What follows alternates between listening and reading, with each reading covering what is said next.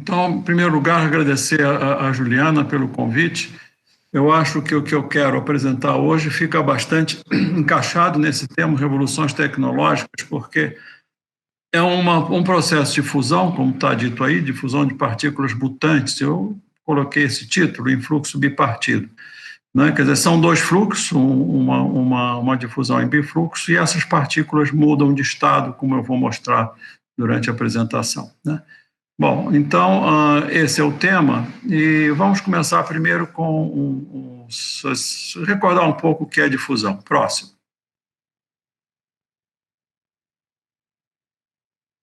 Bom, difusão, esse é um exemplo interessante, isso aí é um projeto que está sendo feito, não foi feito já anteriormente nos Estados Unidos, para verificar a difusão ou a expansão de certo tipo de mariposas, né, que começaram lá no Nordeste americano, e a previsão é que elas vão se produzindo, né, reproduzindo, e chegarão até o Texas, né, no ano 2000, daqui a 200 anos, um bocado de tempo.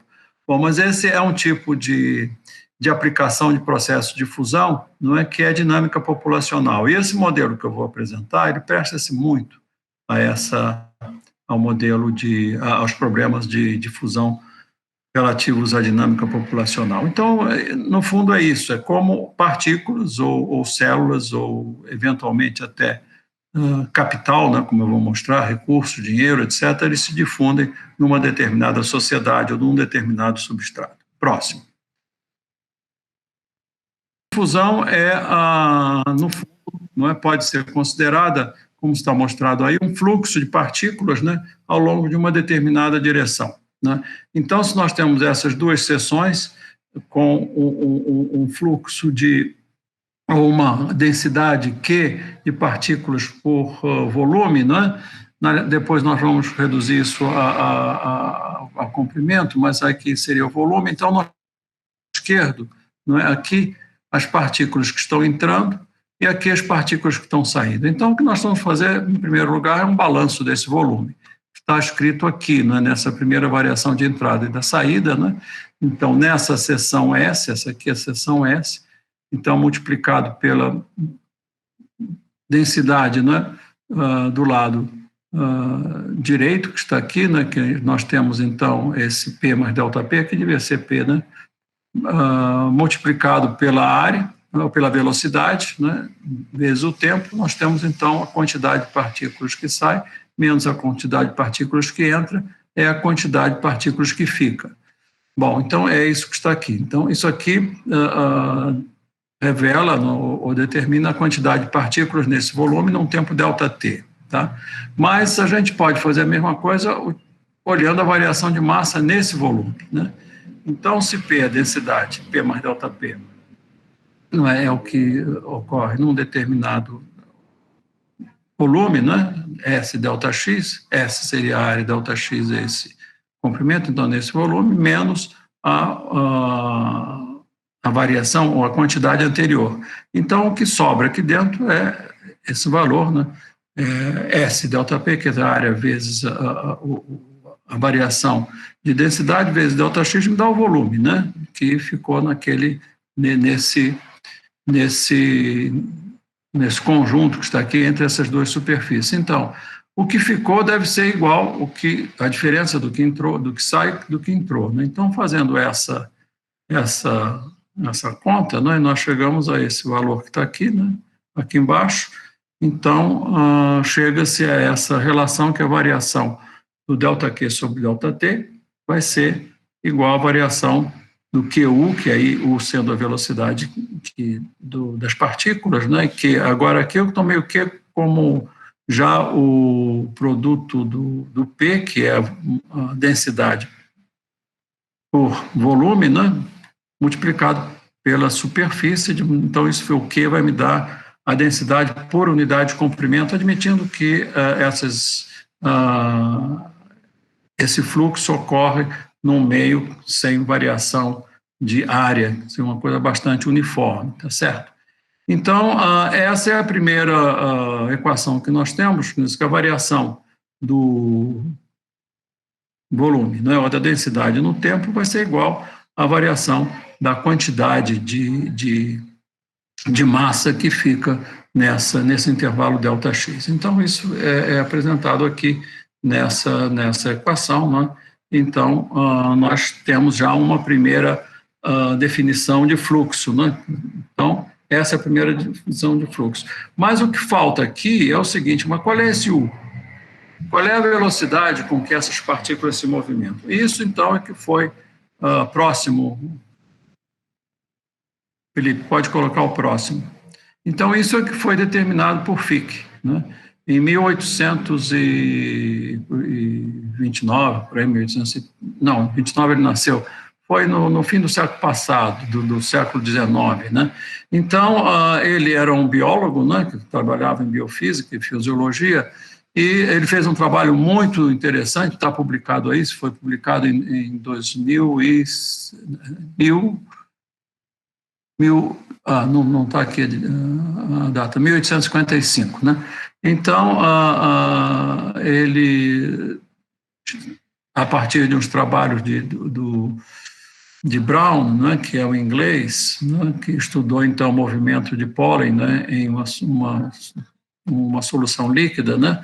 Então, ele estudou isso, fez alguns experimentos e determinou que esse fluxo é proporcional à variação da densidade ao longo do eixo do X. Então, é isso que está aqui embaixo, né, que é o fluxo proporcional a essa variação, né, e foi conhecido e até hoje como lei de Fick. Então, essa é a quantidade de matéria que passa através de uma seção S por unidade de tempo, esse é o fluxo, e ele disse que esse fluxo é proporcional à derivada da densidade em relação a x, portanto, a essa inclinação que está aqui, né? E D é o coeficiente de proporcionalidade. Próximo. Então, aqui está, novamente, essa que foi a lei de Fick, né? Que é essa que está aqui, né? Ele disse que essa... bom, isso aqui que nós determinamos, né? E a lei de Fick é essa que está aqui, né? Diz que esse fluxo é proporcional à variação da densidade multiplicado por um coeficiente D. Observe que, para que isso seja fluxo, que é a quantidade de matéria por unidade de tempo, né, esse D, né, a dimensão dele é a área por unidade de tempo. Né, é uma velocidade de expansão de área, por exemplo, né, equivalente a isso. Bom, então, com esse valor substituído nessa primeira equação que nós derivamos, né, nós ficamos com essa relação, a derivada de levando ao limite, né, admitindo que a densidade seja uma função contínua, né, de segunda ordem em relação a x, então a variação, né, da densidade em relação ao tempo é igual a esse termo que está aqui, que é a derivada segunda, né, da densidade em relação a x, caso o d seja constante. Nós vamos, em princípio, admitir que esse d, que mede, né, o fluxo, a quantidade de matéria que passa por uma unidade de área, né, ele seja constante nesses primeiros problemas que nós vamos examinar. Então, essa é a clássica equação de difusão, né, que vem sendo tratada já há mais de 100 anos. Próximo. Então, nós temos um outro trabalho que depois, logo isso foi feito em 2005 por Einstein, né, ele resolveu estabelecer, investigar o que é esse D. No fundo, o trabalho de Einstein foi isso. Essa equação de difusão era conhecida, mas o D, o que é o D? Então, como é que a gente determina o D? Você pode fazer isso experimentalmente, mas o que o Einstein fez nesse trabalho de 2005 foi dizer, olha, eu posso determinar o D. Então, o artigo esse que está aí, está traduzido, né, sobre o movimento de partículas suspensas em um fluido em repouso, segundo requer a teoria cinética molecular do calor. Então, ele usou a termodinâmica para analisar esse problema, né, e aqui ele estabeleceu essa condição, que é muito interessante, isso está explicado no texto que eu dei para vocês, viu? E a gente pode, só com isso que está aqui, nós podemos já derivar as equações da difusão. Mas, então, qual o próximo? Então, ele, a partir do seu trabalho, que ele fez essa aqui, que é a equação conhecida, como ele diz, e ele teve dois pontos que eu quero chamar a atenção aqui. O primeiro, que seria esse, o que é o D, em termos de termodinâmica, né? Aqui são as constantes dos gases, aqui o K é o coeficiente de atrito da molécula com o meio, né, em que ela está se difundindo, né? Então, ele determinou o que é esse D, quer dizer, o coeficiente de fusão, e fez essa observação que é importante para nós aqui, viu? E diz o seguinte, a variação do movimento dessas partículas é proporcional à raiz quadrada do tempo, não é proporcional ao tempo, mas à raiz quadrada do tempo, né? E isso me dá uma justificativa, inclusive, para estabelecer o D como sendo a razão da dimensão do D, que é L2, seria área, né, comprimento ao quadrado, divididos por tempo. De modo que essa foi outra determinação de Einstein que foi bastante interessante. Próximo. Bom, então, agora, aí estão os trabalhos principais dessa época. Reparem, Brown, em 1828, 1855, Fick, 1905, Einstein, depois 1906, esse Moluchovsky, que apresentou, independentemente, uma teoria também cinética dos gases, que é muito parecida com a de Einstein, mas mais orientada já para a mecânica estatística, e esse Langevin, que é um francês que também trabalhou nisso logo depois, de 1908. Eu sugiro para vocês que estiverem interessados em explorar um pouco mais essa difusão a partir desses autores, principalmente de Einstein, né, que leiam esse artigo do professor Salinas, da USP, na revista de ensino de física. Muito interessante, como está anotado aí embaixo. Próximo. Mas então, nós vamos ver qual é outras formas de dedução. Bem, acontece que ao longo do tempo, né, foram aparecendo outras técnicas, a matemática aplicada começou a se desenvolver bastante, né? A formulação discreta que nós vamos usar foi uma das técnicas usadas, depois o random walk, o andar aleatório, e mecânica estatística, que tem sido muito usada recentemente, né? Então, são técnicas que elas se baseiam muito mais em formulações teóricas, em pressupostos teóricos, do que em experimentos físicos, né? Como foi o caso de Einstein, que mistura as duas coisas, né? Quer dizer, a parte teórica, mas também com uma argumentação bastante concreta do ponto de vista de física. Mas vamos, então, aqui explorar muito esses modelos de formulação discreta, que são bastante interessantes, e eles vão mostrar a possibilidade de ter uma nova formulação que vai levar ao fluxo duplo. Mas, para iniciar, vamos ver como é que é o caso da formulação da difusão clássica. Vamos supor que, num determinado tempo, nós temos uma célula, que o eixo do X é dividido em várias células de comprimentos ΔX, né, elementares, e esse volume de matéria que está numa determinada célula, no tempo t, no tempo t mais ΔT, quer dizer, no instante seguinte, ela é dividida em duas partes. Uma parte vai para a direita e outra para a esquerda, em partes iguais. Então, nós podemos verificar que nessa expressão que está aqui, nós temos essa definição, né?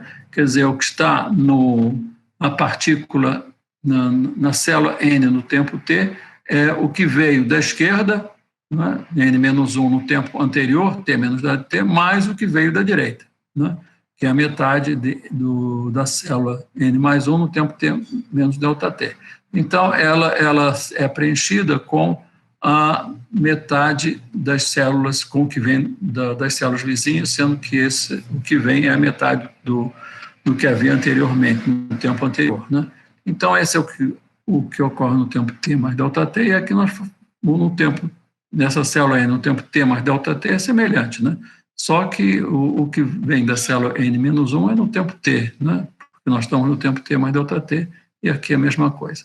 Então, essa é uma formulação possível para a nossa descrição desse movimento.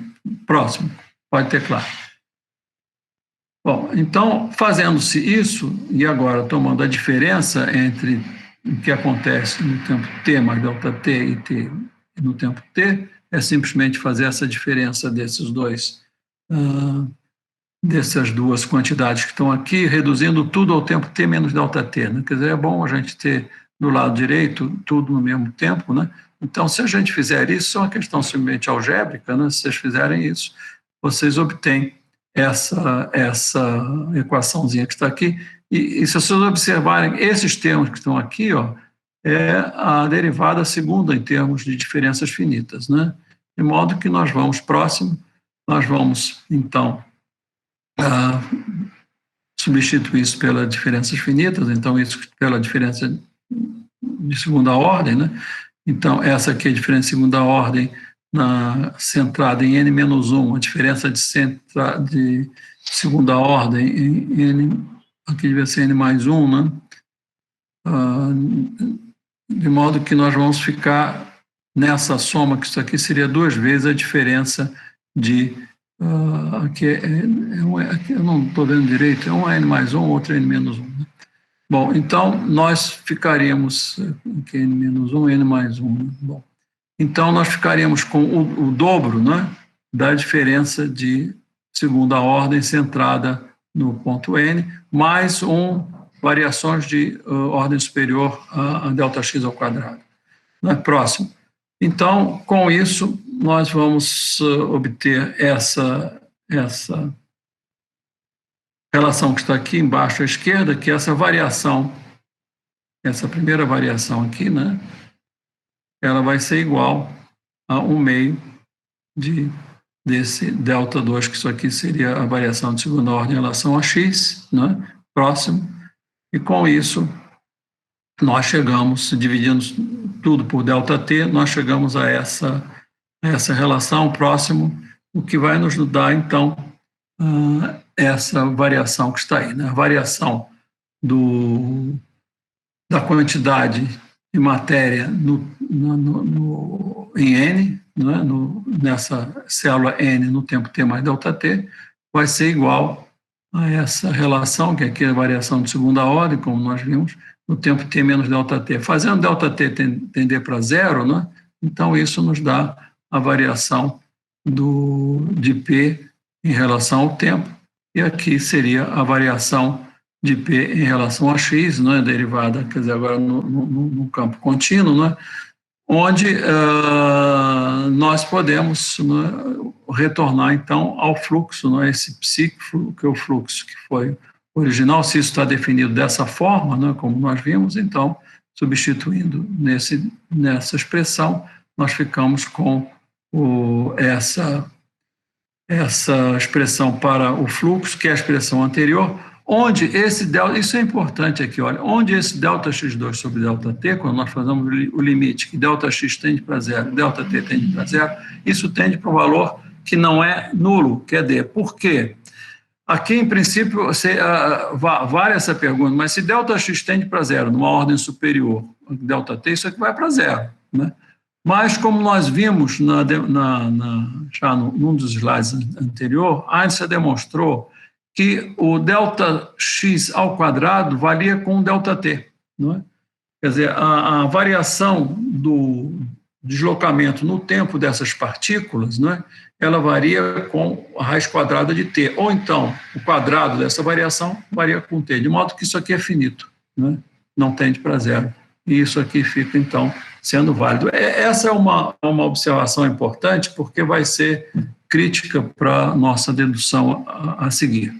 Então, nós vemos que para uma dedução feita a partir de uma formulação discreta, também nós conseguimos chegar à mesma equação, não é?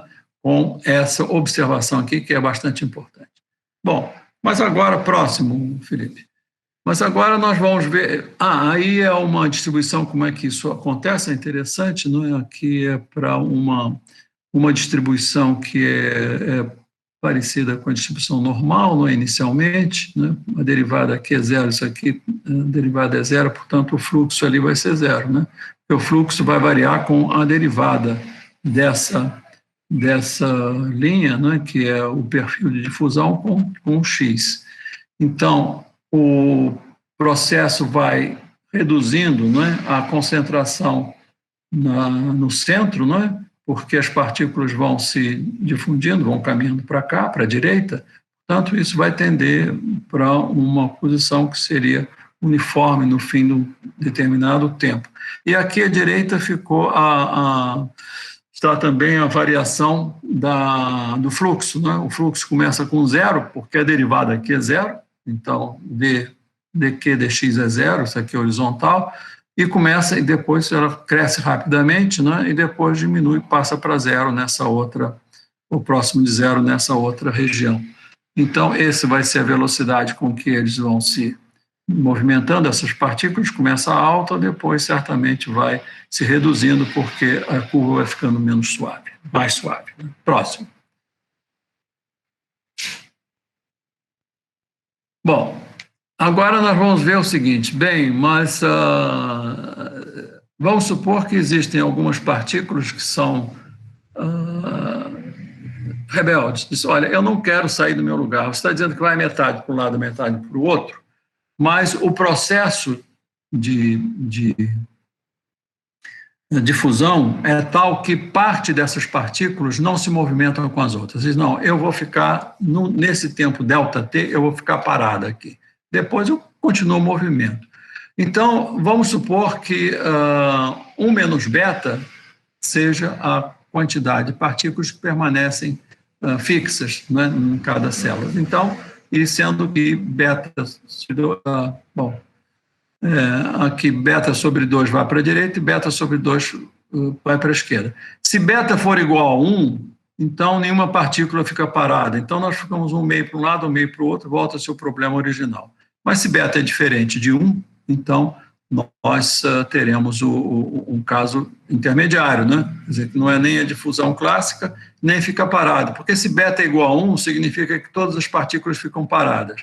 Beta é igual a 1, não, beta é igual a zero. Né? Se beta for igual a zero, então o que fica é igual a 1. Todas as partículas são paradas, não tem nada para a direita, nada para a esquerda. Então, nós ficamos reduzidos a não movimento. Né? Quer dizer, o processo é interrompido, estático. Bom, então, como é que a gente pode estabelecer essa variação que está aqui? Então, está aqui. Ó, né? O que está na partícula n no tempo t, primeiro, é o que ficou no tempo t menos ΔT. No tempo t menos ΔT, 1 menos beta ficou, então não se movimentou. Então, permaneceu na partícula n.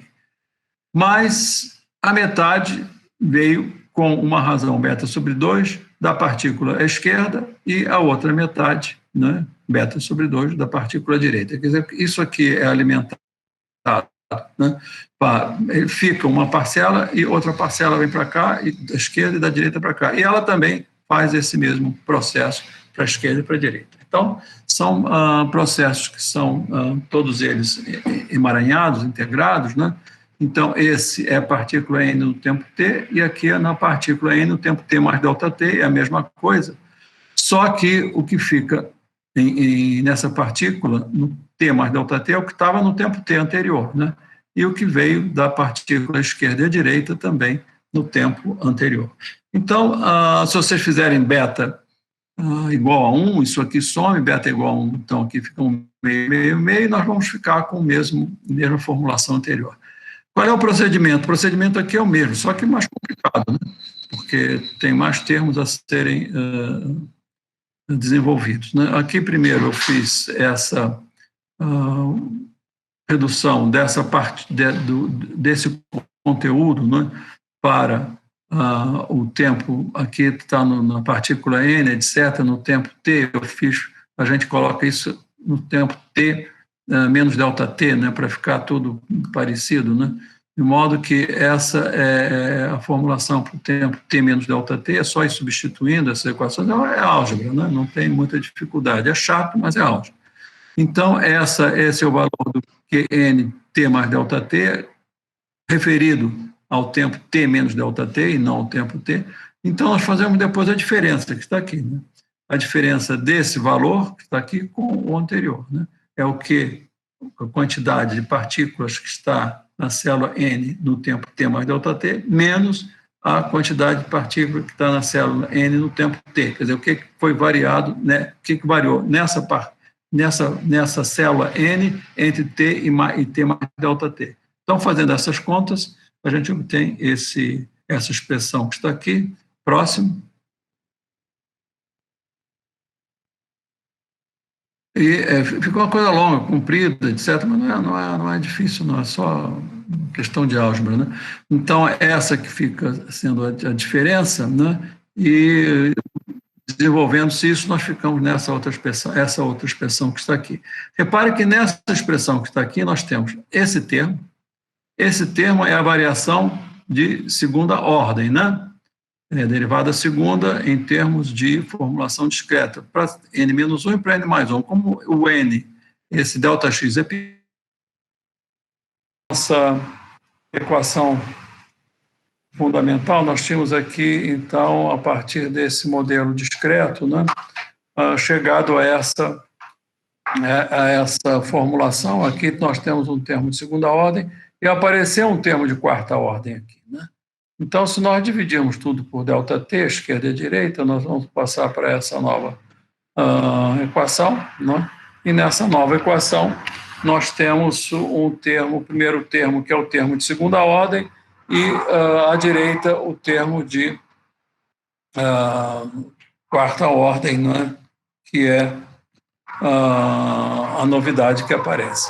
Então, levando ao limite, né? Quando o ΔT e ΔX tendem para zero, então nós chegamos a essa equação de quarta ordem que está aqui embaixo, onde vocês observam que nós temos agora, além dos fatores das constantes clássicas de difusão, né, D, essa que está aqui, né, nós temos aí duas novas constantes, ou dois novos elementos, né, parâmetros, que é o beta e esse R, né?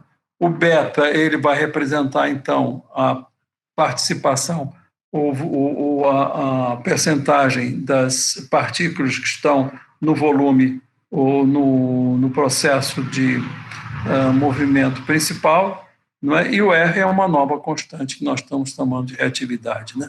Veja uma coisa interessante aqui nessa equação, é bom observar. Se beta for igual a 1, significa dizer beta igual a 1 é que não há retenção, e a retenção é 1 menos beta. Então, se beta é igual a 1, não há retenção. O termo à direita de quarta ordem, ele desaparece, isso é zero, e fica apenas beta igual a 1, a formulação clássica, né? Que é a difusão clássica, né? Derivada de Q em relação a T é o D, que é o coeficiente de difusão, multiplicado pela derivada segunda. Se beta é igual a zero significa o quê? Que não há distribuição nem para a esquerda nem para a direita. Todas as partículas ficam aprisionadas numa própria célula. E beta é igual a zero, então vai dizer que a derivada de Q em relação ao tempo é igual a zero, portanto, o sistema estacionário não há movimento. Então, está tudo coerente, né? E esses dois parâmetros, beta e R, são os dois parâmetros fundamentais que aparecem na nossa formulação. Próximo. Mas agora vocês têm que observar o seguinte: apareceu aqui nesse termo de quarta ordem, aqui ou aqui, somente quando nós dividimos por ΔT, ΔX a quarta sobre ΔT. Aqui a ΔX a segunda sobre ΔT, de modo que segundo tinha sido proposto ou demonstrado por Einstein no seu trabalho, nesse movimento dessas partículas que se difundem de acordo com a formulação clássica, né? Então nós teremos uma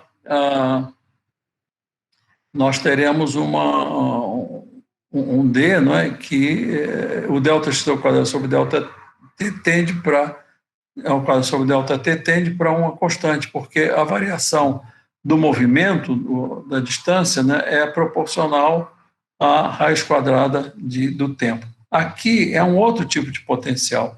Que o que deflagra esse segundo movimento, não é? É um potencial em que a variação da distância, né, que percorre uma partícula é proporcional à raiz quarta do tempo, né? De modo que isso que está aqui passa a ser também uma constante, porque dx a quarta é proporcional a ΔT, né?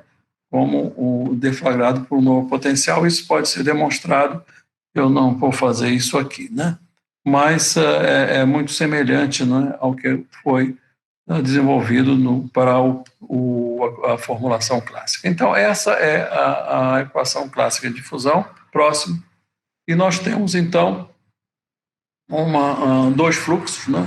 O que aparece aqui, então, pode ser interpretado dessa forma. Nesse primeiro termo que está aqui é o fluxo clássico da lei de Fick, e nesse segundo termo que está aqui é um segundo fluxo que depende da derivada terceira, né?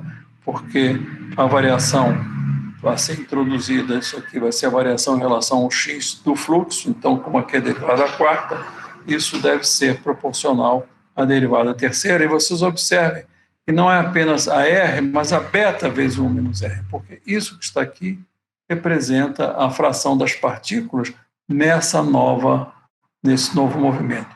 O beta é a variação das partículas no movimento clássico, e 1 menos beta são as partículas no novo movimento, no novo fluxo, que é esse que está aqui. Próximo. E nós temos, então isso para meios homogêneos, né? Próximo.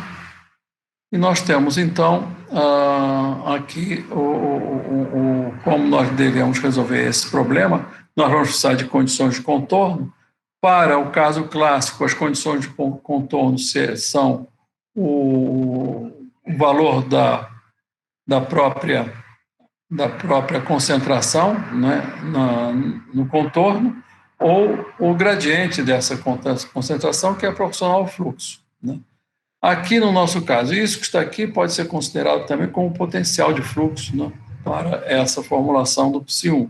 E aqui, então, nós vamos considerar mais duas condições de contorno, porque é equação de quarta ordem, e que seria o potencial de fluxo secundário, que é a derivada segunda, né, da concentração em relação a x, multiplicado por beta. Lembra que aquele fator é beta R, né? E o fluxo secundário, que seria o gradiente disso, que é a derivada terceira. Então, essas são as condições de contorno, são 4, não é? Para as fundamentais para nossa nova formulação. Próximo. Bem, então, essa formulação ela pode ser desenvolvida também a partir do conservação de massa, né, com fluxo duplo, né? Então, está escrito aqui é que a variação de massa que acontece nesse volume vai ser igual ou mais a variação de massa que sai pelo contorno é igual a zero. Quer dizer que o que nos vai dizer que a variação de massa nesse determinado volume vai ser representada pela quantidade de matéria que sai. Então, com esses fluxos psi1 e psi2 definidos como nós vimos anteriormente, sendo que o fluxo principal, não é, ele ocorre com essa parcela, né, essa fração beta de partículas, e o fluxo secundário com essa outra fração 1 menos beta de partículas. E nós obtemos, então, a mesma equação anterior, só que aqui para meios não homogêneos. Aqui o D pode ser função de x, o beta e o R também função de x, e essa equação é a equação mais geral. Próximo. Então, o que nós temos aqui, essa difusão com fluxo duplo, no final é isso, né? Nós temos duas classes de partículas, né? Uma que se desloca com a velocidade ou a descarga clássica psi1, e a outra com a nova variação de movimento, nova descarga, vamos dizer assim, que seria psi2. São essas duas fluxos que estão ocorrendo simultaneamente, só que eles não são disparados, não são separados assim, não, próximos. Eles são misturados, né? Quer dizer, o que acontece é que essas partículas estão misturadas e o que a gente mede é a densidade, né, do total dessas partículas, né, próximo. Então, nós temos aqui um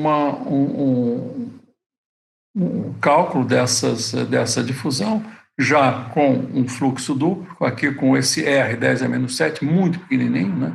Quer dizer, quando essa perturbação do fluxo secundário é muito pequena, né, vocês observam que nós temos praticamente a mesma distribuição que eu apresentei, né, para o fluxo clássico, não é a mesma, enfim, mesmo andamento, né? E aqui à direita agora nós temos, eu representei também aqui esse fluxo, o primeiro fluxo, né, o fluxo principal, que nós tínhamos visto também no slide, num dos slides anteriores. Então, esse aqui é o fluxo referente, né, às partículas que se movem de acordo com a formulação clássica. E esse que está aqui embaixo, né, é a formulação para o fluxo secundário, né? Então, vocês observem, aqui, notem que o valor aqui está negativo, mas como o fluxo é menos, né, esse valor que está aqui, então nós temos ele para ser positivo, né? Então, e aqui o fluxo secundário. O fluxo secundário, ele varia, né? Ele tem uma variação positiva, ele é positivo numa determinada região e inverte na outra. Quer dizer, essas partículas, né, é curioso, elas caminham numa determinada seção para um lado, depois elas voltam, né, para retornando à origem. Então, essa com uma intensidade menor, mas essa é o que está previsto para esse fluxo secundário. Próximo. Mas, se nós colocarmos o R já mais alto, né, que o R aqui lá era 10 a menos 7, 10 a menos 8, aqui 10 a menos 4, quer dizer, o R aumentou, nós começamos a ter problemas, né?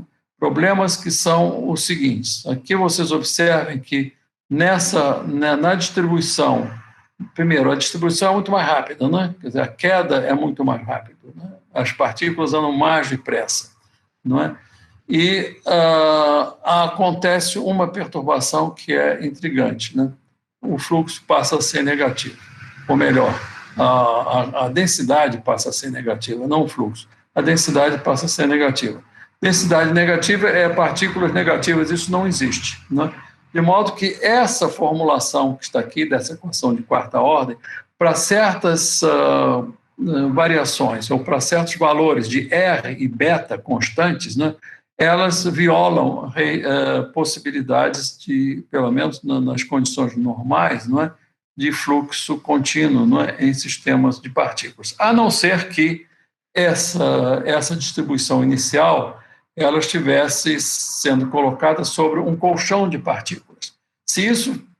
E com essa interpretação, o que acontece é o seguinte, é que para realizar esse tipo de movimento, né, num determinado instante, que é representado por essa curva em azul, né, e depois as outras também, é preciso que haja recrutamento de partículas desse colchão, quer dizer, como elas sugassem partículas de um colchão que está colocado como base. Isso seria possível, né, e nós teríamos, então, um movimento singular.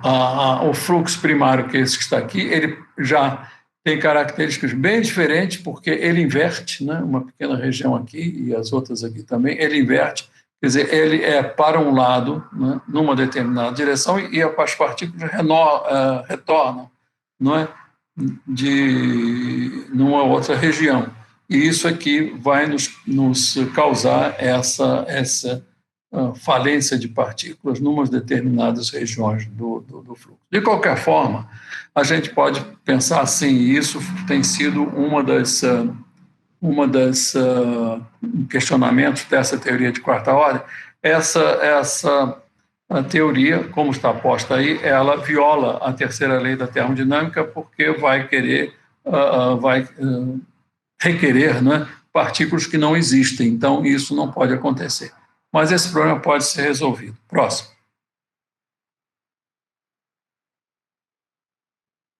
Então, aí é uma visão do que acontece no tempo, né? Isso aqui, então, é a distribuição inicial, né? Aqui em X, e aqui é como essa distribuição varia no tempo. Vocês observem que, para esse caso, há um afundamento, quer dizer, a necessidade de um colchão de partículas, ou então isso está violando as leis da termodinâmica, ou representando um outro tipo de fenômeno em que isso é possível. Próximo. Aqui está também com outros valores de R, quer dizer, aqui um R mais alto, né, com um resgate dessas partículas para uma outra forma de fusão, não é? Que é essa de quarta ordem, quer dizer, um outro potencial, e a decaimento é bem mais rápido. Quer dizer, esse R influencia muito a velocidade com que essas partículas se transferem do fluxo principal para o fluxo secundário. Próximo. E aqui, nesse outro, nós temos uma solução para o problema tridimensional. Isso foi feito atualmente, o Dr. Maoshen Jiang, que ele fez o doutorado aqui na COP, né, nessa área de difusão anômala. Então, essa é uma formulação para o problema tridimensional, onde vocês veem também que, inicialmente, em torno de uma distribuição inicial, também começam a aparecer um afundamento. Próximo. Bom, vamos ver como é que nós conseguimos resolver esse afundamento. Para resolver essa questão, nós precisamos examinar um pouco a energia. Como é que a energia se movimenta, né, ou se transfere nesse tipo de partículas. E agora nós vamos admitir um universo ideal. Vamos partir um pouco, então, se nós não temos experimentos, mas vamos imaginar esse universo. Esse universo ele é constituído de partículas que se movem com uma determinada translação e podendo ter também rotação. De modo que a energia desse universo ela é concentrada em energia cinética. Portanto, ela se conserva. Portanto, nós temos energia cinética total constituídas por rotações e translações. Bom, inicialmente, como está aqui à esquerda, as partículas podem se movimentar sem rotação. Quer dizer, o único movimento é o movimento de translação. Esse movimento de translação é um movimento que transporta energia ativa, elas podem se chocar, não é? Com um determinado par e produzir trabalho. Então, essa é a energia livre. Nós estamos definindo, então, essa energia de translação como energia livre ou energia ativa. Mas essas partículas se chocam, né, ao longo do movimento. E quando elas se chocam ao longo desse movimento, parte dessa energia de translação é transferida para a rotação. E nesse nosso universo, rotação não transfere energia para a translação. Quer dizer, a translação, quando há o choque, ela transfere para a rotação. Mas a rotação, quando há esse choque, ela não transfere para a translação.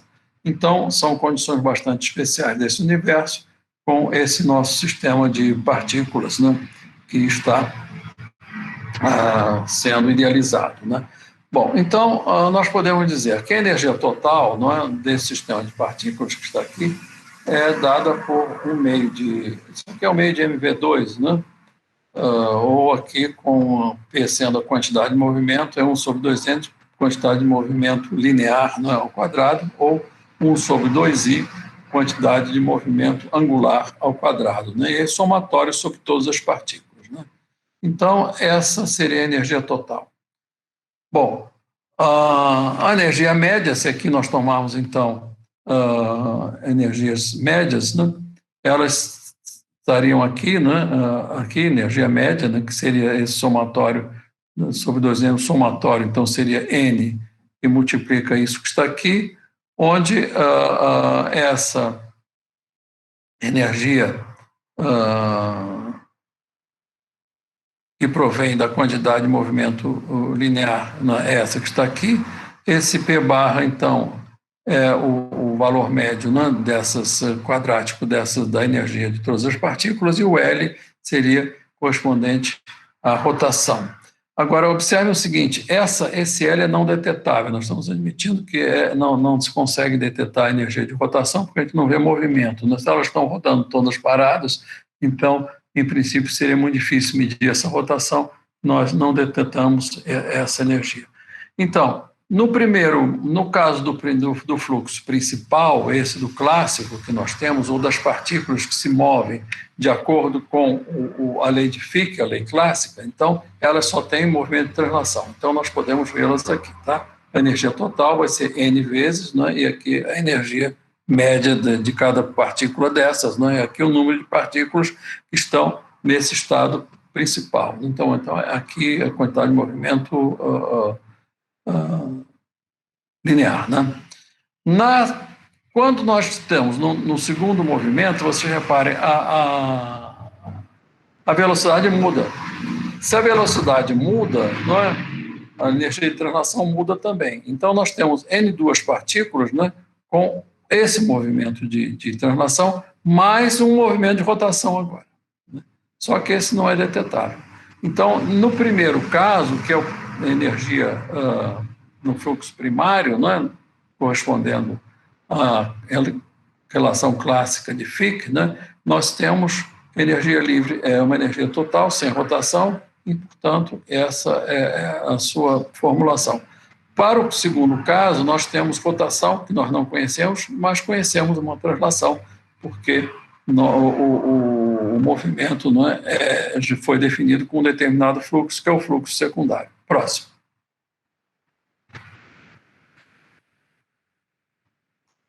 Bom, vamos então elaborar um pouco essas ideias. Então, aqui vamos supor que nós temos essas partículas que se movimentam numa linha, né? Quer dizer, esse movimento, elas se partem com uma determinada velocidade v, então a variação dessa energia, ou a energia total dessas partículas, é dada pela quantidade de movimento, né? E aqui seria, no caso, a energia massa vezes velocidade ao quadrado, né? Quer dizer, o potencial de energia, ele é dado pela soma, né, das energias de todas essas partículas com massa ΔM, que nós vamos admitir que sejam equivalentes. Né? Bom, então essa é o delta, a energia elementar nesse intervalo ΔX com N partículas ΔM. Bom, mas o que é a quantidade, o que é a densidade de energia? É o N vezes ΔM, N partículas com massa ΔM, divididos por ΔX. Isso é a densidade das partículas nesse intervalo ΔX, e daqui a gente tira o ΔM, né? E vamos substituir esse ΔM nessa equação e ver, né, como essas partículas têm velocidades que podem variar dentro de um certo limite, relativamente pequeno. Nós vamos admitir, vamos tomar o valor médio quadrático de todas essas partículas, que seria a somatória dos VI divididos por N, são N partículas raiz quadrada, e introduzir, então, esse valor nesse somatório, de modo que essa variação da energia, né, ela pode ser posta dessa forma, substituindo o ΔM por isso, e aqui esse somatório dos VIs por esse valor. Então, nós ficamos com essa variação da energia total, né, para esse sistema de partículas que se movem com velocidade v nesse intervalo ΔX. Muito bem. Então, essa é a variação da energia para o fluxo primário, né, que são partículas que se movimentam com velocidade v, sem rotação, no intervalo ΔX, né, e com densidade Q. Tá? Então, essa variação da energia para esse sistema. Próximo. Para o próximo, nós vamos ter um pouquinho diferente. Né? Para o próximo, está aqui, nós vamos ter bom, essa é a primeira parcela, né? Mas para o próximo, o fluxo primário foi esse, como nós já vimos, né, anteriormente, mas para o fluxo secundário, esse com a nova formulação de difusão, nós temos não partículas beta, né, uma fração beta, nós temos uma fração 1 menos beta de partículas e uma outra velocidade V2. Né? Então, não é mais a velocidade anterior, essa aqui é o fluxo primário para o pacote de partículas que se movimentam segundo a formulação clássica é uma parcela beta de partículas, né?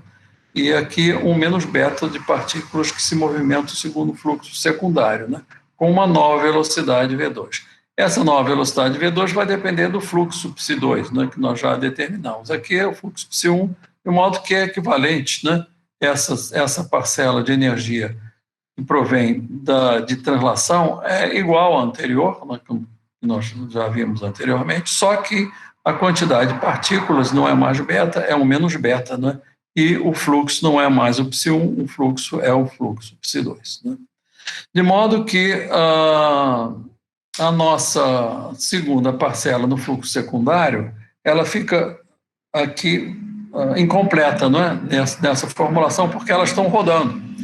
Então, a energia total vai ser essa, que é a energia de translação, mais uma energia de rotação.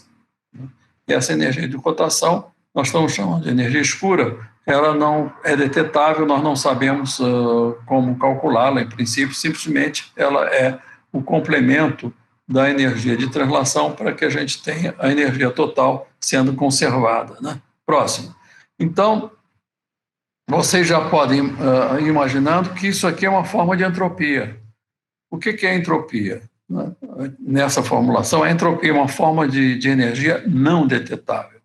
De modo que nós temos esse movimento de partículas onde existe uma forma de energia de translação, né? As partículas se movimentando com o movimento de translação, a energia livre, ela pode ser transformada em trabalho, mas como no segundo fluxo existe um movimento de rotação, esse movimento de rotação é não detetável, nós estamos chamando de ômega entropia. Né? Próximo.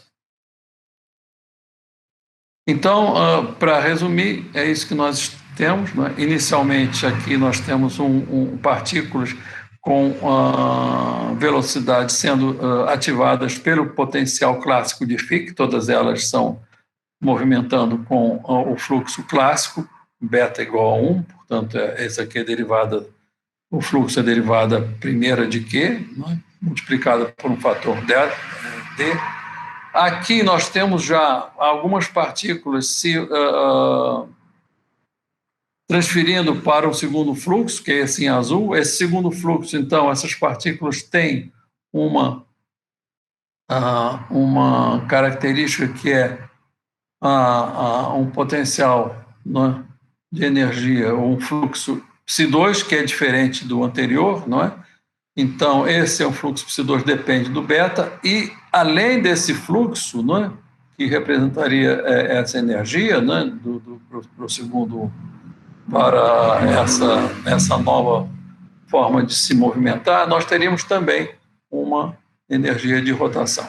Então, aqui nós temos fração beta no fluxo clássico primário, 1 menos beta no fluxo secundário, mais a energia de rotação, que é representada por essa entropia ômega.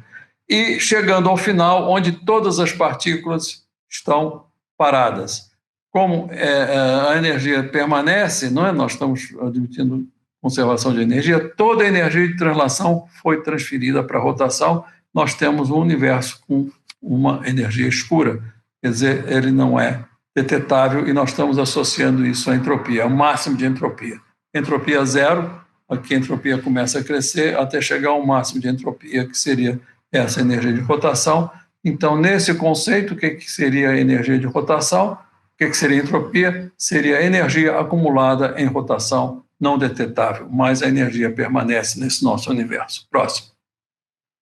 Bom, agora nós vamos ver como resolver esse problema, essa dúvida que foi já comentada anteriormente, em que há violação do princípio de termodinâmica, o terceiro princípio, onde esse valor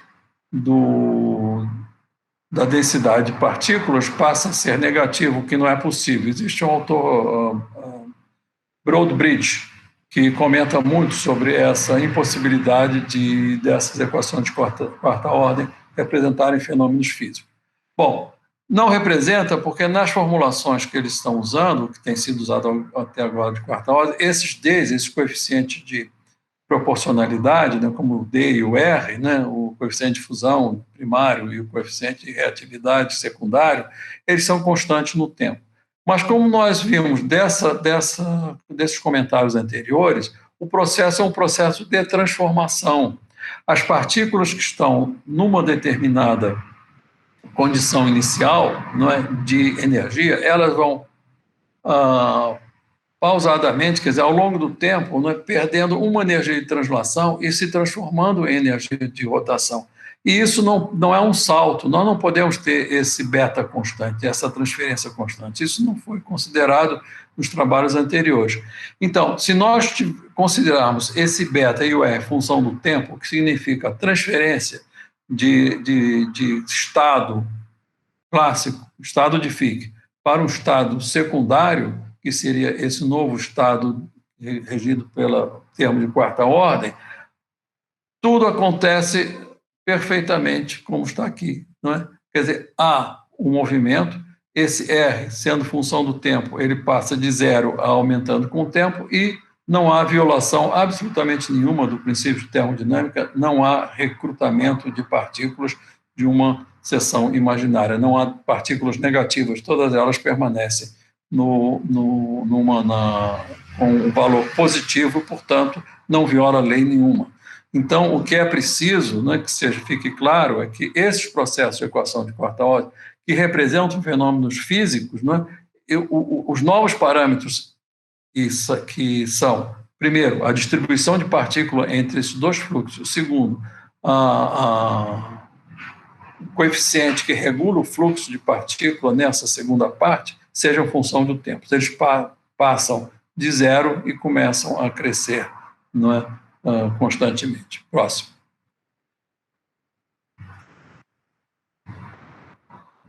Então aí essas são variações de R e beta com o tempo. Próximo.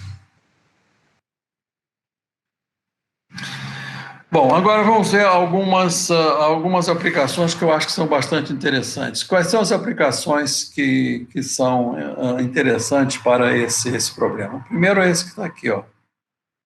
Vamos supor que nós estejamos tratando de células vivas ou células que são, ou mesmo a pequenos animais, insetos, que são sensíveis a fontes de alimentação ou a certos feromônios, né?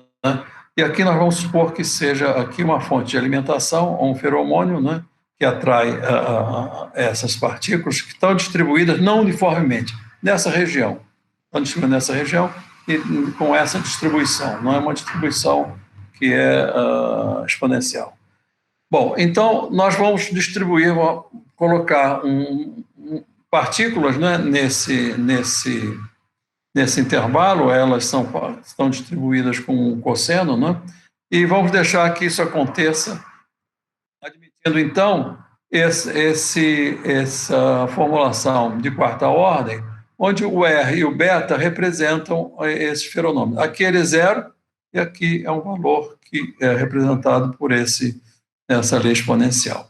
O que acontece, e aqui são as condições de contorno, está fechado dos dois lados, né? Quer dizer, é um processo que se desenvolve num sistema fechado. Como é que se distribuem essas partículas, né, com o tempo? Próximo. E aí nós vamos ver que a distribuição é bastante diferente. Vamos começar aqui embaixo. Aqui embaixo seria a distribuição clássica, quando não há nenhuma perturbação no meio, beta igual a 1, né? Então, nós temos aqui primeiro, esse em azul, a distribuição inicial, e ela vai se estabilizando até chegar a uma posição horizontal, né? Aqui está quase na horizontal já, para um tempo bastante grande, né? E aqui qual é o movimento, né? Qual é o movimento dessas partículas, o fluxo? Então, nós temos do lado esquerdo um fluxo que tende, né, a dispersar para a esquerda essas partículas, e do lado direito um fluxo que tende a dispersar para a direita, né, essas partículas, fazendo com que esse movimento seja para cá e esse outro movimento para a esquerda, de tal forma que as partículas se distribuem uniformemente e simetricamente em relação ao centro. Bom, quando nós temos o feromônio, isso muda, né? O que está acontecendo aqui no caso? Vocês observem que, inicialmente, né, esse movimento é quase simétrico, mas a partir que o tempo passa, a densidade se acumula nessa região, as partículas se movimentam para essa região, ou a densidade aqui permanece maior. Significando o quê? Que esse tipo de perturbação, não é, esse tipo de feromônio, ou tipo de alimento, né, atrai ou retém partículas mais nessa posição e elas permanecem por mais tempo, né, nessa posição. Quando o tempo passa, tende para infinito, tudo se regulariza e fica distribuído porque a energia já está bem estabilizada para todas as partículas. E com relação ao movimento, do lado esquerdo ele fica praticamente igual ao que acontece no caso clássico, mas do lado direito o movimento, o fluxo, não é? E é o fluxo primário, né? Estou me referindo. Esse fluxo ele é totalmente alterado, quer dizer que essa perturbação do meio altera a distribuição de partículas e altera, inclusive, o fluxo primário. De modo que nós temos aqui uma intensidade muito maior de fluxo para a região dos feromônios, né? Ou dessa fonte de alimentação. Então, esse modelo, ele pode representar muito bem alterações ou a perturbações no meio em que há essa distribuição, a esse movimento. Próximo. Nós temos também uma outra coisa muito interessante, essa aí, prestem bastante atenção, esse é o fluxo de capitais, né? Então, vamos supor que aqui a gente tenha um meio, né, onde nós temos um fluxo de capital. Eu estou vendendo, quando eu vendo, então, é esse Ψ2, né, fluxo, é melhor, é o fluxo Ψ1, é o que entra, né? Estou vendendo, recebo o dinheiro. E compro, então, o que sai é o Ψ2. Então, nós temos dois fluxos. Isso não pode ser representado pela equação clássica, né, com a derivada de segunda ordem apenas. É a equação de quarta ordem, porque a equação de quarta ordem ela me dá a possibilidade de ter dois fluxos, né, um fluxo que entra e um fluxo que sai. Essa é uma distribuição bastante peculiar, particular, para a gente poder modelar esse sistema, onde a distribuição nesse intervalo entre 0 e 1 é dada por um cosseno hiperbólico. Quer dizer que eu tenho a distribuição de capital zero aqui e chega ao máximo lá, mas se esse esse intervalo for bastante pequeno, essa variação entre 0 e 1 também é bastante pequena, né? Bom, a solução desse problema, né, ela tem uma solução analítica, que é essa que está aqui, né, aqui embaixo, onde esse fator é elevado a ρt, né, e aqui o próprio cosseno. E esse ρ tem essa expressão. Então, vocês reparem o seguinte, como aqui tem valores negativos, etc., né? Esse ρ pode ser positivo ou negativo. Se esse ρ for positivo, né, esse Q que está aqui aumenta, né? De modo que o fluxo que entra, né, ele está aumentando, eu estou acumulando capital. Se esse ρ for negativo, né, o que vai acontecer? O fluxo ele é decrescente, então vai se diluindo, eu vou perdendo capital. De modo que me interessa estar é nessa região aqui, com ρ maior que zero. Com ρ maior que zero eu estou perdendo.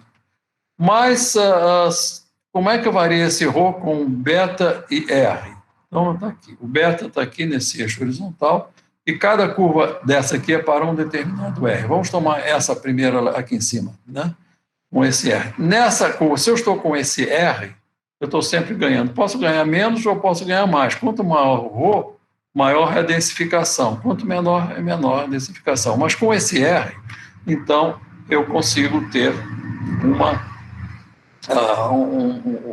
digamos, ter sempre uma economia estável, não é? E positiva. Então, R positivos, esse valor de R é pequeno, não é? É quando esse valor de R é a relação entre o R grande, eu não marquei aqui, né? Que pena.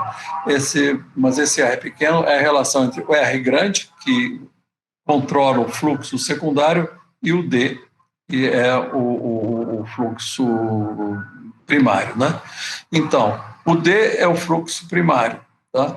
e o R é o fluxo secundário, né? É o que sai, o D é o que entra. Bom, se o D é grande, né, essa relação R sobre D é pequena, então tá bom, eu estou entrando nessa região que está aqui, está muito bem. Mas eu posso ter esse R grande é D pequeno, ou R grande, ou a saída é grande ou a entrada é pequena. Então eu posso ter valores de beta, que é a relação do capital que está entrando com relação ao que está saindo, eu tenho valor de ρ negativo, quer dizer, eu estou perdendo dinheiro. Então, para R muito grande, eu estou perdendo dinheiro. Se eu estou nessa posição, não é, perdendo dinheiro, eu tenho que passar para um R menor. R menor significa reduzir as vendas, quer dizer, reduzir o fluxo que sai. Mas reduzir o fluxo que sai, eu preciso melhorar a tecnologia para não comprar tanto, né? Então, se eu melhorar a tecnologia, significa passar de uma curva com R grande para uma curva com R menor, né? Então, eu poderia fazer esse outro caminho para voltar por aqui com a mesma tecnologia, mas aí eu teria que atrair muito capital, teria que vender muito, né? E isso às vezes fica difícil. Então, às vezes é melhor melhorar a tecnologia para passar para uma região positiva. E depois, com essa posição, eu posso ter até ganhos maiores, né? Caminhando com essa nova tecnologia, cada curva dessa representaria, então, um determinado estágio tecnológico. Se eu estou muito bem tecnologicamente, quer dizer, se eu não preciso comprar muita coisa, eu tenho muita produção em casa, né? Então, não comprando muita coisa, as minhas vendas, elas sempre são satisfatórias, eu estarei sempre numa uma posição de densificação. É muito interessante esse modelo, porque se isso for explorado, né, com mais detalhe, pode me dar uma definição ou um modelo de fluxo de capitais que é bastante interessante. Infelizmente, eu não consegui. Isso é uma observação para vocês também, estudantes que ainda estão aí, né? Que eu tenho tentado, eu tentei aqui na Escola de Economia, na Faculdade de Economia, eles não se interessaram muito, não. Depois eu estive na USP, passei na USP 2 anos como visitante, fui lá também, não se interessaram muito. As pessoas, eu vou depois mostrar por quê, né? Mas é complicado a gente, né, levar coisas novas. Próximo. Então, aqui, bom, eu vou pular esse aqui porque já está passando muito tempo, mas isso aí é quando esse modelo pode incluir também empréstimos externos, né? Pode ser empréstimo quando você obtém recursos não externos, então você tem que incluir aqui uma fonte, ou quando você está pagando dívidas. Mas isso também pode ser modelado com esse modelo de fluxo de capitais de quarta ordem, e que dá resultados bastante interessantes também. Mas vamos passar para outro. Próximo. Vamos olhar agora uma aplicação possível para essas pandemias. Nessas pandemias, nós podemos usar o mesmo tipo de formulação, onde nós temos aqui, inicialmente, esse seria o fluxo aqui, nessa parcela, eu estou pensando em fluxo de infectados, quer dizer, beta seria a proporção nesse universo dos infectados, né? Isso que está aqui, esse outro fluxo, seria o fluxo dos recuperados. Então, entram no sistema pessoas que estão infectadas, saem do sistema pessoas que estão curadas, né, são recuperadas e mortos, né? Aqui é o índice de mortalidade. Então, essa variação da densidade de pessoas numa determinada sociedade, né, a variação no tempo, né, ela pode ser controlada pelos infectados, recuperados e mortos, né? Se nós admitirmos uma distribuição, para ter alguns valores, né, algumas representações, né, semelhantes ao caso anterior, né, onde há uma distribuição que varia aqui, foi com seno hiperbólico de x, né, essa é a variação de infectados, né, a variação da população, né, nesse nosso modelo, né, a solução dessa equação é semelhante, só que esse ρ aqui é mais complicado, é esse que está aqui, né? Então, o que é que nós podemos ter? Se todo esse valor aqui é negativo, significa que essa densidade decresce. Isso é bom, né? Porque a densidade decrescendo significa que os infectados eles que estão entrando, estão diminuindo, né? Os recuperados estão saindo, mas para isso é que esse R, então isso me dá, esse R tem que ser maior que um determinado valor que depende dos valores de K, que regula a mortalidade, e D, que regula digamos, a entrada, né, a velocidade com que, ou o fluxo dos que estão se infectando, né?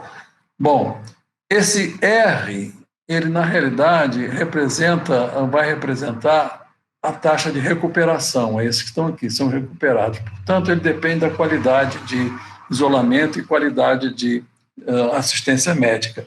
Então, se R for maior que um determinado valor que representa a quantidade, a qualidade de assistência médica e o cuidado com o isolamento, né? Então nós teremos uma solução que decresce com o tempo, nós estamos numa situação positiva. Se for menor, a infecção continuará a aumentar. Não é interessante isso? Eu acho. Próximo. Então, se nós colocarmos isso num gráfico, como está aí, nós teremos uma coisa semelhante ao anterior. Cada curva dessa pontilhada representa um valor de esse R pequeno, né? E esse R pequeno vai representar, então, o tipo de cuidado médico ou de cuidado de isolamento. Aqui, ao contrário, quanto menor esse R, então, mais perigo eu terei. Aqui é a zona de infecção, essa vermelha. Quanto maior o R, né, que é esse pedaço, são essas curvas que passam aqui para baixo, né? Essas aqui têm valores de R pode ser negativo e positivo também, né? Então, nós vamos ter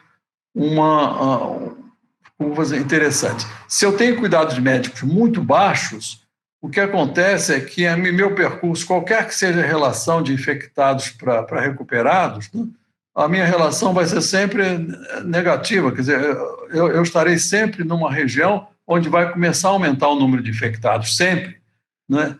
Se eu tiver cuidados médicos razoáveis, né, que seria essa outra curva, eu tenho, para essa relação de infectados grande, né, eu terei problemas sérios, estou no vermelho ainda, né, quer dizer, eu estou aumentando no número de infectados, mas se eu conseguir diminuir essa relação, né, de infectados para cá, então eu entro numa faixa azul. Então aqui eu vou começar a ter redução de infectados, estou caminhando para a curva, eu estou caminhando para o caso onde não haverá mais infectados. Quanto maior esses cuidados médicos, mais forte, né, é a nossa atuação, não é, com relação à recuperação, porque já para essa posição que está aqui, que são um número grande de infectados, né, a partir daqui eu já começo a ter uma recuperação boa, quer dizer, eu vou caminhar para a extinção da pandemia, né? Se o cuidado médico é menor, eu vou precisar, então, de uma relação de infectados que seja menor, né, com relação aos recuperados. Agora, você sabe o que é isso? Que se eu estou caminhando por aqui, vamos supor que eu esteja aqui, né, nesse ponto, né, e consiga, com cuidados médicos, caminhar de tal forma que vou reduzindo o número de infectados, até chegar nesse ponto. Esse ponto aqui é o que se chama de imunidade de rebanho, né? Aqui é zero. Aqui eu não ando para frente nem para trás, eu fico numa situação constante, né, de infectados, né? Se eu continuo melhorando, né, os cuidados médicos ou progredindo constantemente com esses cuidados médicos, então eu passo já para uma região que reduz a infecção, né? Então, esse modelo pode ser aplicado por aqui, né? Eu posso começar por aqui e ir alterando o cuidado. Aqui, por exemplo, eu ficaria sempre com infecção, cuidado médico baixo, mas eu posso melhorar os cuidados médicos. Se eu for passando para outras curvas, melhorando os cuidados médicos, então nós vamos poder chegar a situações que são favoráveis. Né? Também eu posso ir reduzindo, quer dizer, se eu começar a facilitar, se eu estou nesse ponto, aí eu começo a aumentar o número de infectados, né? A relação de infectados por curados, eu vou começando a piorar essa situação se o isolamento, por exemplo, ele for reduzido. Então, é um modelo também interessante que pode fazer essa representação de pandemia. O problema é ajustar esses coeficientes, precisaria de dados experimentais. Próximo. Uma outra possibilidade também é essa que está aqui, porque aquele modelo anterior eu admiti R e beta e D constantes no tempo. Na realidade, eles não são constantes no tempo, né? Esses valores variam com o tempo, né? E se nós aqui, no modelo mais simples, admitimos apenas o R variando com o tempo, vamos chamar o beta constante, o R variando com o tempo e proporcional ao tempo. Quer dizer, os cuidados médicos vão melhorando à medida que o tempo aumenta, né? Então, esse vai ser o ρ, a solução é semelhante, mas o ρ agora fica função do tempo, né? Quer dizer, esse ρ é o coeficiente que regula, né, o crescimento ou o aumento, o crescimento ou a redução do número de infectados. Próximo. E aqui nós temos uma outra representação, que é essa que está aqui. Esse ρ, como o ρ vai aumentando com o tempo, quer dizer, os cuidados vão aumentando com o tempo, nós vamos ter sempre uma posição de recuperação favorável, né, depois de um determinado tempo. Aqui nesse eixo é o tempo, e aqui é o valor de ρ para um determinado beta. Quer dizer, uma população grande de infectados, quando o beta é grande, né, eu começo, né, aqui, né, no início da pandemia, e o número de infectados vai crescendo, porque o beta é muito grande, eu vou deixando muita gente se infectar, né? Mas como os cuidados médicos, isolamentos vão permanecendo, depois de um tempo bastante grande, né, eu passo para a zona azul, que é a zona de recuperação. Se o beta é pequeno, quando o beta vai diminuindo, que a taxa de infectados é reduzida logo inicialmente, eu vou ter a mesma coisa, mas passo a ter para a zona azul, passo a ter uma recuperação que é favorável, portanto, um número decrescente de infectados num tempo menor, e aqui também, diminuindo o valor de beta, sempre eu vou ter uma recuperação mais rápida. Quer dizer, o que isso está dizendo aí é o seguinte, que os cuidados médicos, o beta, de uma certa forma, reflete um pouco o isolamento, cuidado médico não, mas o isolamento. Se eu tenho isolamentos bons e esse beta é pequeno, então eu tenho uma recuperação num tempo mais curto. Então, as primeiras indicações mostram que esse modelo também pode ser aplicado para o caso de pandemias. Próximo.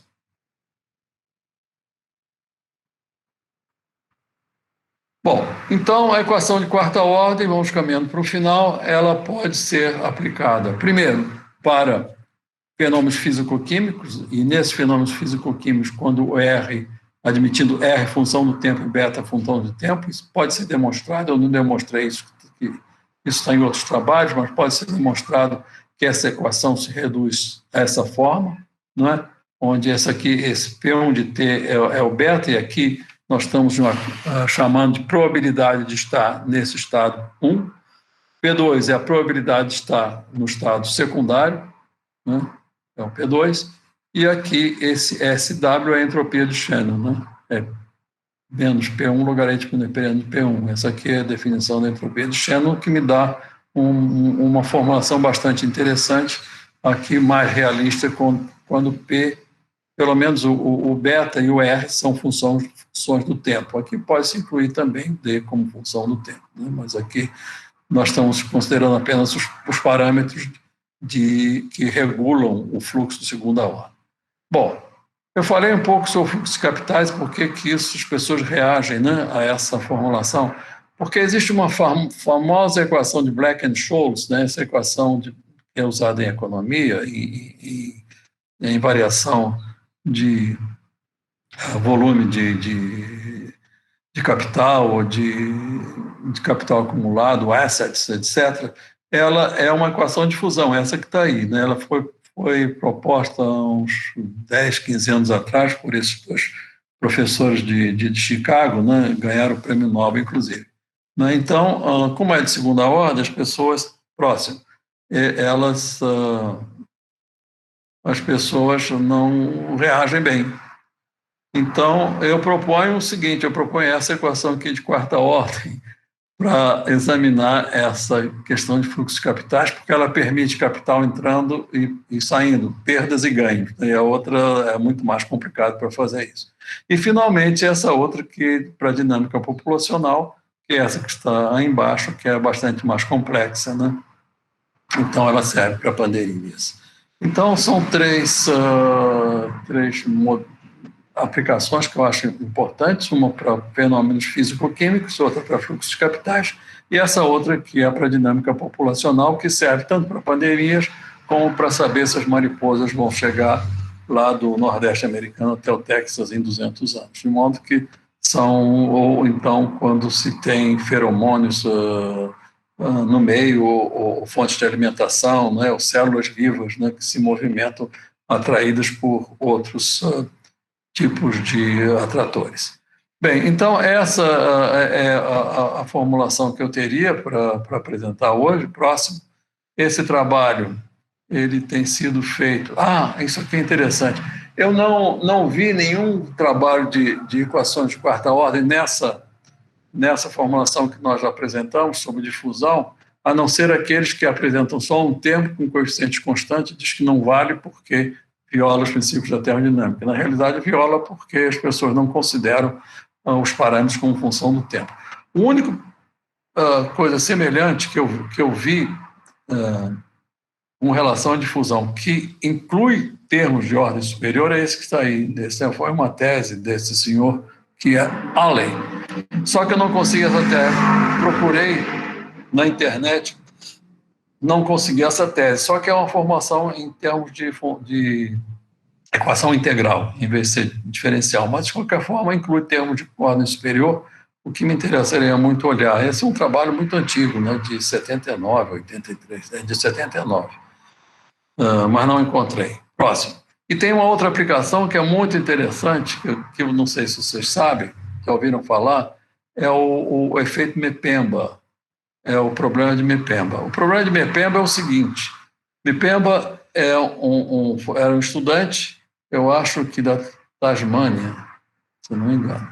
Bom, mas ele era estudante, estava no curso já, né, de terceiro ano, né, de ensino médio, né, e o professor disse: olha, vocês fazerem um experimento, vocês façam uma massa de sorvete, né, e essa massa é quente, né, façam a massa quente, põe na geladeira e no congelador e verifique o tempo necessário para ela solidificar. Então, esse é um problema de transferência de calor. Então, os estudantes fizeram lá, começaram a fazer a massa, botaram no congelador, mas o Mepemba atrasou. Ele chegou, sei lá, uns 30, 20 minutos mais tarde e fez a sua massa, não sei o quê, e colocou na geladeira depois que os outros estavam. Acontece que o sorvete, a massa do Mepemba, ele congelou mais rápido que os outros. Então, ele levou o resultado dele para o professor. O professor disse: você até errou alguma coisa, você não pode ter o seu sorvete congelando num tempo mais rápido que os outros, né? Você chegou mais tarde, devia, né, recolher isso mais tarde. Mas ele fez o experimento de novo, deu o mesmo resultado, e o professor também fez o experimento, deu o mesmo resultado. A diferença era o seguinte: os primeiros alunos deixavam o sorvete primeiro fora da geladeira para arrefecer um pouco. E só depois que eles colocavam na geladeira, não no congelador. O Mepemba, como estava atrasado, botou com aquela temperatura altíssima logo no congelador. Né? Botou lá e deixou esfriar. E o sorvete dele, embora tenha sido colocado na geladeira com temperatura bem mais alta, ele congelou mais depressa. Bom, Isso foi levado depois a um professor da universidade, eles fizeram experimentos e sempre dava a mesma coisa. Então foi conhecido como o efeito Mepemba, né? E tem várias explicações sobre isso, né? E se nós utilizarmos a equação dessa quarta ordem para o fenômeno de transferência de calor, né, ele vai dar o mesmo resultado do Mepemba, de modo que uma outra aplicação possível. Aqui está 2 sorvetes, esse aqui, né, que é colocado na temperatura mais baixa, né, e com a solução clássica, né, e esse aqui numa temperatura mais alta, mas que obedece a outra lei, que é essa lei que gera, né, essa equação de quarta ordem, que seria uma outra modo de transferência de calor, quer dizer, ele se transfere por 2 vias diferentes, então o ar mais baixo chega depois de um certo tempo a temperatura mais baixa do que a solução clássica, né? Então, uma curiosidade para vocês. Bom, e finalmente, então, eu quero, eu quero agradecer a paciência de vocês, né? E esse trabalho é um trabalho crítico, porque ele não tem referências em países centrais, não existem na Europa, Estados Unidos. Na China agora tem um ex-aluno meu, tá? Mas nos Estados Unidos e Europa não tem ninguém. E como essa teoria é uma teoria que foi desenvolvida abaixo da linha do Equador, fica difícil da gente convencer as pessoas que tem alguma coisa de importante. Falta comprovação experimental, eu acho que isso falta principalmente na área de físico-química, né? Falta de compreensão desse modelo, particularmente segundo fluxo, que as pessoas não entendem que existe uma possibilidade de ter a variação do movimento de uma partícula, né, que é proporcional à raiz quarta do tempo, né? Eles entendem que a raiz quarta que pode ser proporcional à raiz quadrada do tempo, né, que é o segundo fluxo, mas não admitem que possa haver a raiz quarta do tempo, de modo que não sei porquê também. Não rende muito em termos de publicações, também porque isso fica difícil. Tem algumas publicações, mas fica difícil de publicar. E nós precisamos ter um aprofundamento maior nesses modelos, porque, na realidade, esses modelos é muito provável em que tanto beta quanto R sejam função não apenas do tempo, mas da própria concentração Q. Próximo, agora eu acho que é o... Aí eu quero dizer que a cooperação, esse projeto está sendo desenvolvido com cooperação de algumas pessoas no LNCC, que é no Ministério de Ciência e Tecnologia, desse IPRJ, que é o Instituto de Pesquisas da UERJ, né, em Friburgo, no Instituto Federal Fluminense de Macaé e em Beijing, né, que está esse Computational Research Center, onde está o Mao Cheng, agora ele mudou para uma universidade. Tem algumas referências que estão aí no paper, no documento que eu distribuí também tem outras referências. Próximo, e agora, então, eu agradeço a atenção, né?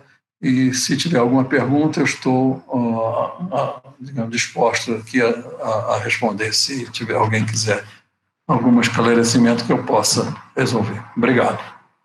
Bevi, muito obrigada pela apresentação, muito interessante.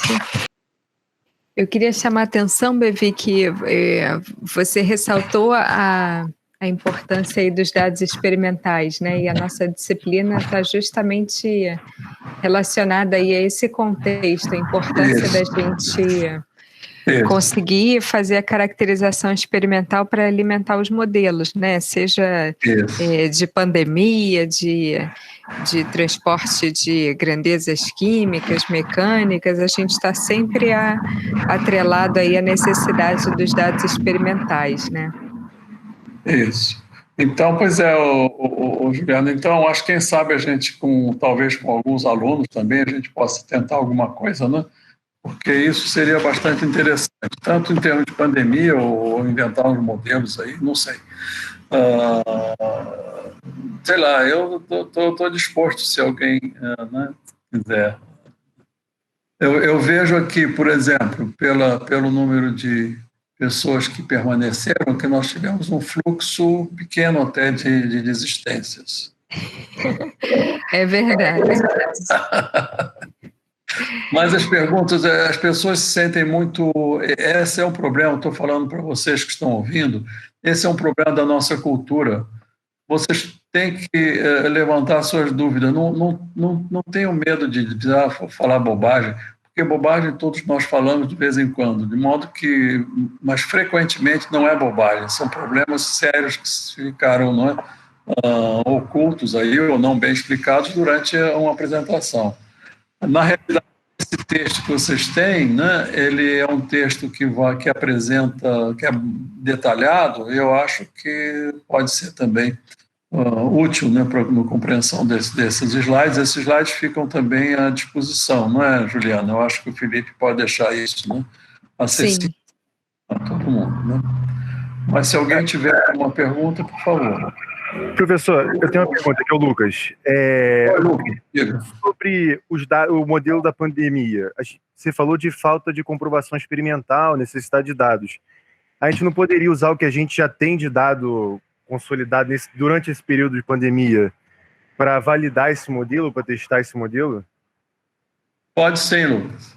Isso é uma dos pontos que a gente pode explorar, não é? E a partir de todos os níveis, né, aferir esse modelo. Isso é possível ser feito também, né? Então, para ver se isso é aplicável, porque a dificuldade desse modelo da pandemia, para aferir esses dados, é que tanto R como beta, né, eles são funções do tempo, então a gente tem que ter esse histórico, mas esse histórico já existe, né? Então, a partir daí, eu acho que a gente pode examinar, sim, a validade desse modelo. Se você quiser ajudar, então, vamos entrar em contato. Não, eu pensei exatamente quando você mostrou essa equação, a parte do modelo, eu pensei exatamente isso. A gente já tem um histórico grande de dados, a gente tem 6 meses já de coleta de dados de pandemia. Aí pensei que seria possível fazer um estudo para ver isso, mesmo que os parâmetros sejam funções do tempo, Isso, Mas é possível, é possível. Eu só queria saber se tem algum trabalho nessa área, alguma coisa assim para ler, porque eu confesso que teria que ler bastante coisa, assim. Lucas, não tem. Eu novamente quero deixar, digamos, afirmar isso. Não tem trabalho nessa área, porque essa teoria é relativamente nova. Quer dizer, não é tão nova, já tem uns 10 anos quase, né? Mas foi pouco explorada do ponto de vista experimental, né? Então, nós temos aí um caso em que ela pode ser explorada, mas então é preciso que haja mais gente trabalhando, né? Tem o pessoal lá do IPRJ, eles têm ajudado muito, mas não sei, teria que ter gente e paciência para explorar esses dados, né? Porque atualmente trabalhando nesses dados não tem, porque a aplicação também para a pandemia é recente, viu? Tem, digamos, talvez um mês no máximo que eu comecei a pensar nisso. Então, era preciso recolher. Só que eu estou velho, então preciso de gente para me ajudar, porque senão não dá, não. Então, é possível utilizar esses dados, sim. Eu vou tentar ver se tem pessoas que se interessem por isso e que façam recolham esses dados, né, para poder desenvolver. E ver se aplica, né? Porque tudo isso também tem que ver qual é a precisão, se aplica, se é difícil, se é fácil, né? Mas eu tenho a intuição que pode dar bons resultados. Entendi. Obrigado, senhor.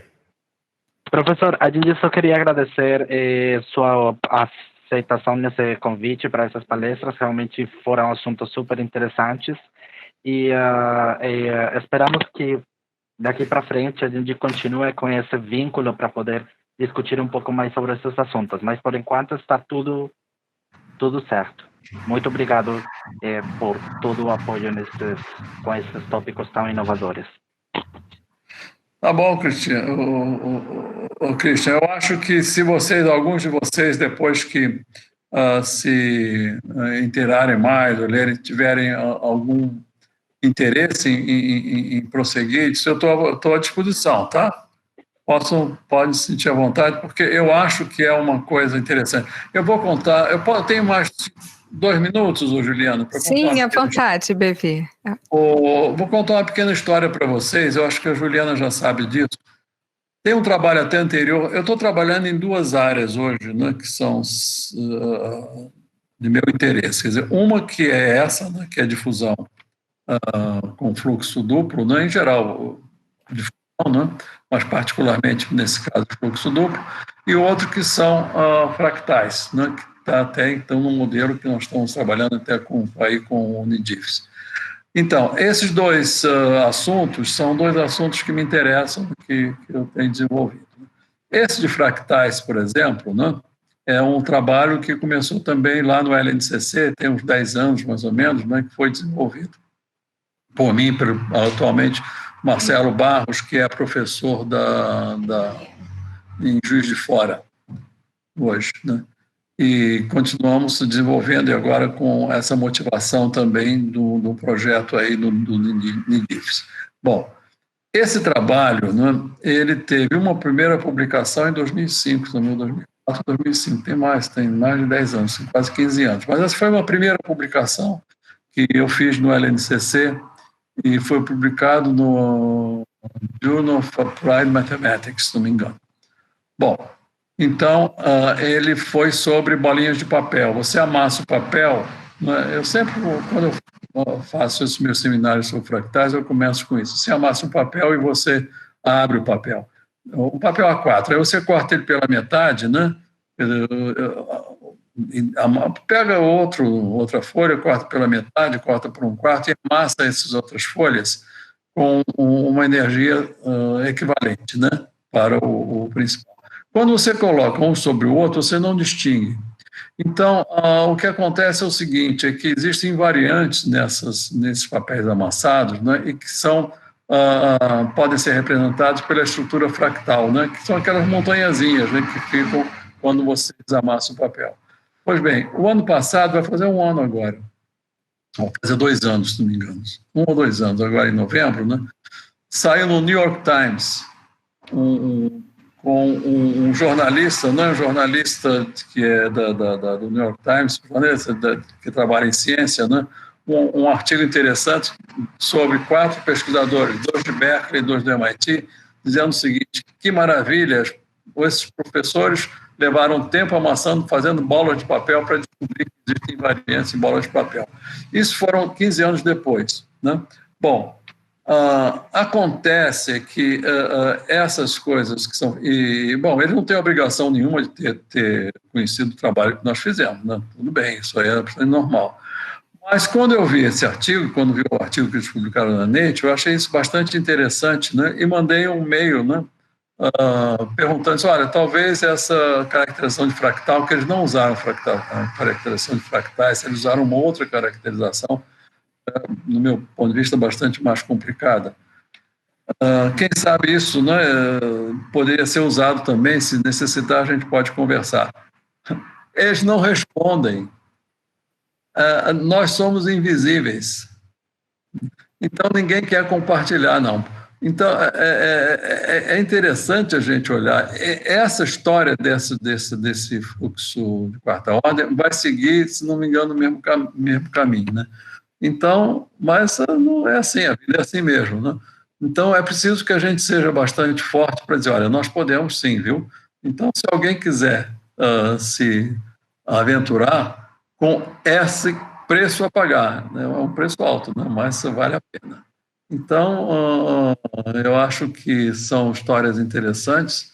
Eu falo isso porque eu já sou velho, né? Então, já posso falar, porque às vezes a gente nova não pode falar muito, mas esse cara está querendo dizer que é isso ou aquilo. Eu não preciso dizer que eu sou nada, porque eu já fui. Muito bem, então é isso, Juliana, agradeço muito a oportunidade, tá? E estou aí à disposição para desenvolver esses temas. Bevi, eu que agradeço, assim, essa sua história é uma ode ao reconhecimento da ciência no Brasil, né? Se a gente tem que valorizar a ciência feita por nós mesmos e defender as nossas ideias, né? As nossas contribuições. Isso. Então, eu agradeço muito a sua palestra de hoje e o pessoal está te agradecendo aqui no chat também. Muito obrigado. Quem quiser entrar em contato, fiquem à vontade. Vivi, Perfeito. muito obrigada. Obrigado. E eu que agradeço. Tá bom.